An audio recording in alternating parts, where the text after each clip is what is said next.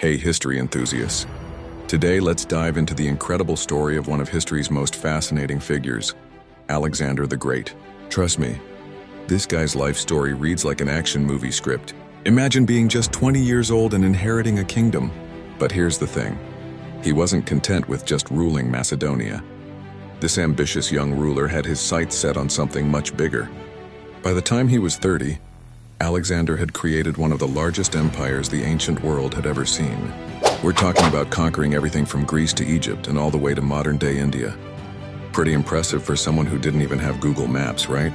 But what made Alexander truly great? Well, it wasn't just his military genius. This guy was fascinating on so many levels. He was tutored by none other than Aristotle himself and carried a copy of Homer's Iliad everywhere he went. Talk about being both a warrior and a bookworm. Here's something wild. Alexander never lost a battle, not one. He'd often lead his troops from the front, charging into battle on his famous horse Bucephalus. This wasn't some king sitting safely behind the lines. He was right there in the thick of it. But perhaps one of the most interesting things about Alexander was his vision of cultural fusion. Instead of just conquering places and imposing Greek culture, he actually adopted local customs and encouraged his soldiers to marry local women. He was basically running an ancient version of cultural exchange programs. Unfortunately, all great stories must come to an end. Alexander died at just 32 years old in Babylon. Some say it was poison, others say it was disease.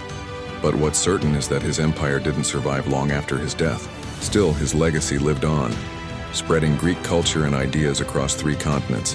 And the crazy part? We're still talking about him over 2,000 years later. Now that's what I call leaving your mark on history.